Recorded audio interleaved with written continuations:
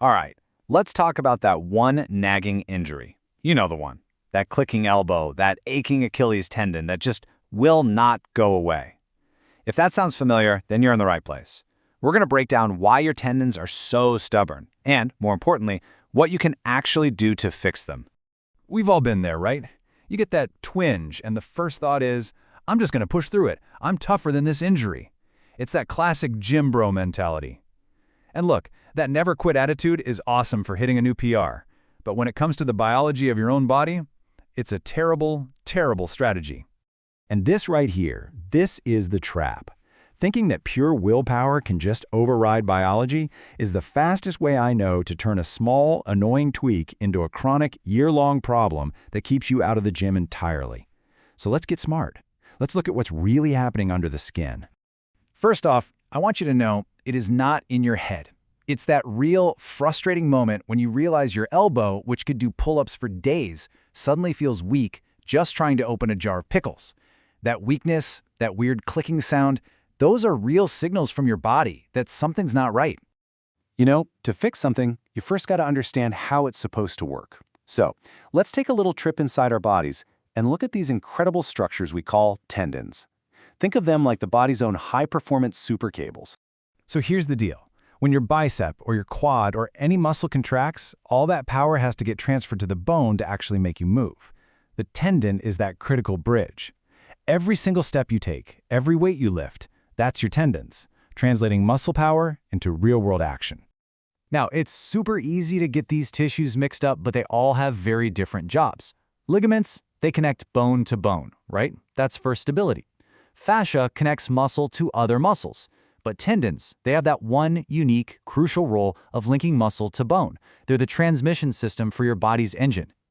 Okay, so what makes them so unbelievably strong? It's all in the architecture. Picture a huge, thick rope. At the biggest level, a tendon is made of these large bundles of fibers. But if you were to zoom in on one of those bundles, you'd see it's actually made up of a whole bunch of smaller bundles all wrapped up together. And you keep zooming in and zooming in, all the way down until you get to the microscopic building blocks, the individual collagen fibers. This incredible nested rope within a rope design is the secret to their strength. Now, here's the most important part. In a healthy tendon, those millions of tiny collagen fibers are not just a jumbled mess. No way.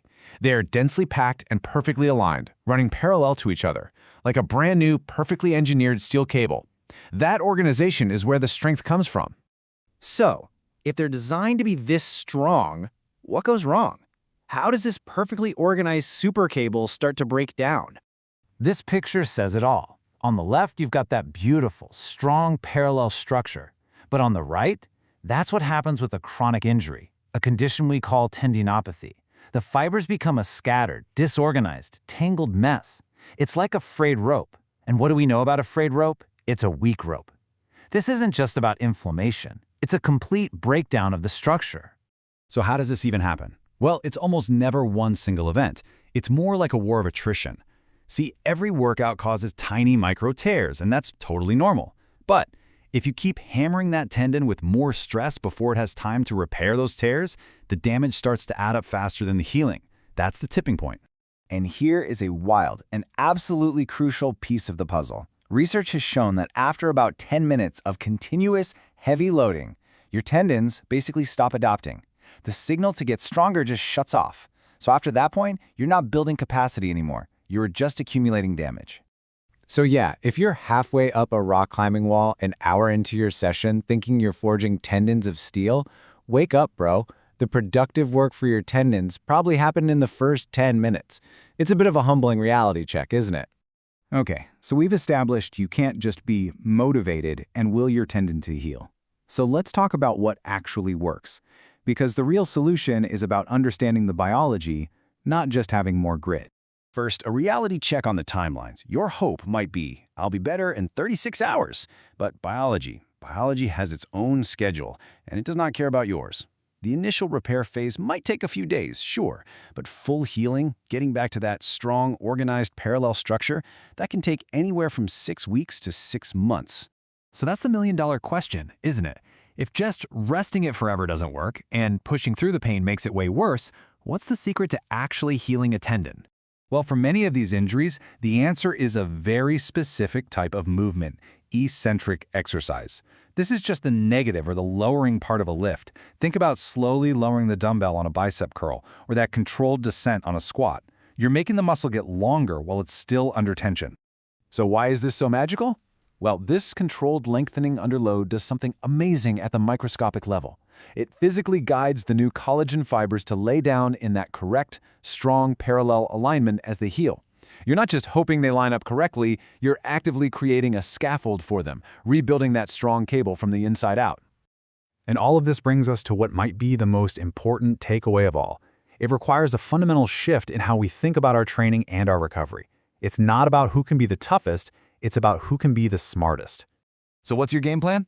Number 1, respect the biological timeline. It is what it is. Number 2, stop doing the specific thing that causes the pain. You don't have to stop training entirely, just adapt.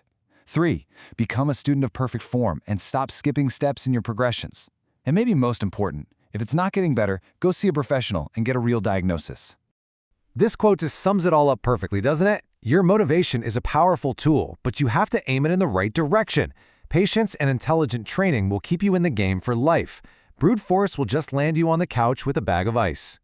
And really, that's the final question to ask yourself. What's the real goal here? Are you just training for some short-term deadline, like a vacation in 4 weeks? Or are you training for a lifetime of being strong and capable? Your answer to that question changes everything.